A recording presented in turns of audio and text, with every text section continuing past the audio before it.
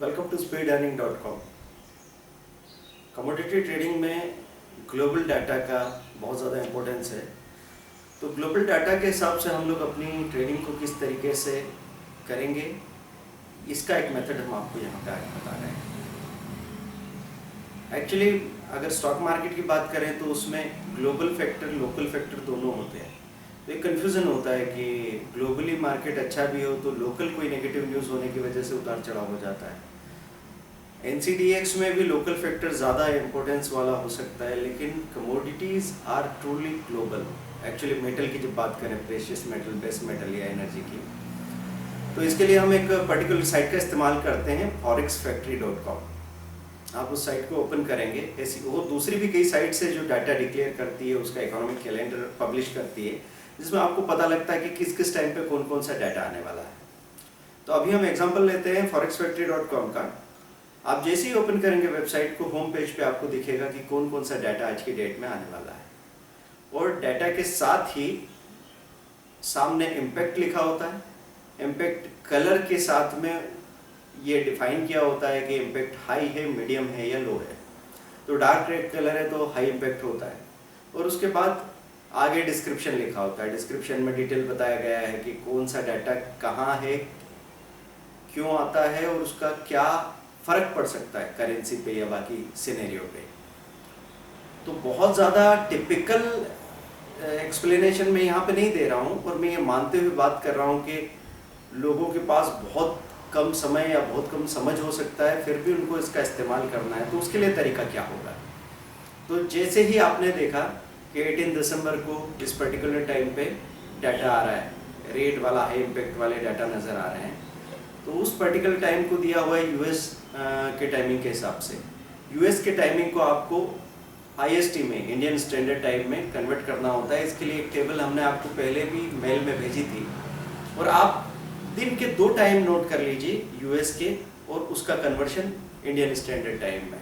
तो जैसे 10:30 AM का मतलब होता है इंडिया में रात के 9 बजना, तो 10:30 AM पे वहाँ पे इन्वेंट्री या क्रूड या एनजी की इन्वेंट्री आती है, तो 9 बजे हमारे यहाँ पे वो इन्वेंट्री नज़र आएगी। तो उसके ठीक पहले हम अपनी पोजीशन बना सकते हैं। तो जहाँ पे भी हाई इम्पैक्ट वाला डाटा आपको नज़र आ रहा है, उसको इस्तेमाल करने के 2 तरीके हो सकते हैं। एक तो क्रूड और गोल्ड, ये सबसे ज़्यादा सेंसिटिव चीज़ें हैं जिन पे दुनिया भर की इकोनॉमिक इवेंट्स का फ़र्क पड़ सकता है। लेकिन हम एक ज़्यादा कॉमन अप्रोच लेने की बात करते हैं, तो हम ऐसा करेंगे कि बुलियन से किसी एक मेटल को ले लें जिसमें आज हमको मूवमेंट ज़्यादा लग रहा है। तो गोल्ड या सिल्वर, ज़्यादा फोकस गोल्ड पे करें तो अच्छा रहेगा, और कॉपर या निकल में से किसी एक को ले लेंगे। इसी के साथ में हम क्रूड या एनजी में से किसी को ले लेंगे। क्रूड ज़्यादा सेंसिटिव होगा।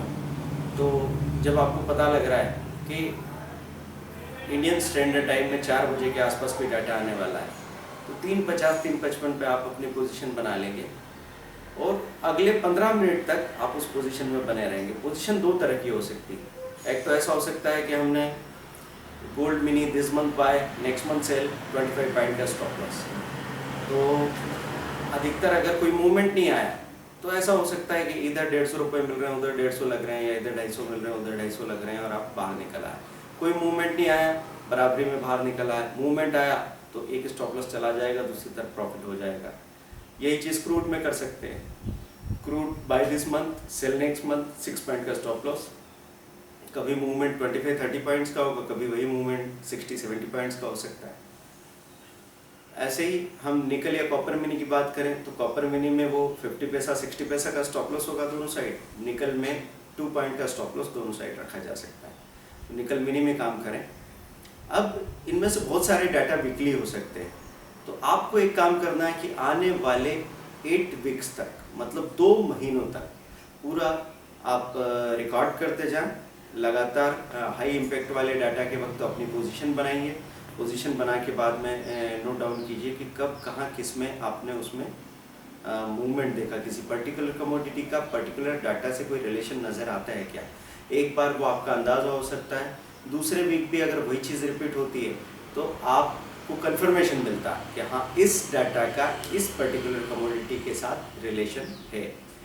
अगर ये चीज़ 2 से 3 बार कंफर्म हो जाती है तो हम लाइफ लॉन्ग उस तरह का एक समझ अपने दिमाग में डेवलप करते हैं, और ये समझ हम यहाँ से रेडीमेड आपको बताएंगे तो पता नहीं लगेगा। जब आप ऑब्जर्वेशन करते हैं और खुद चीज़ों को अपने सामने होते हुए देखते हैं, तभी आपको उसका असल यकीन होता है और तभी आप उसका फ़ायदा उठा पाते हैं।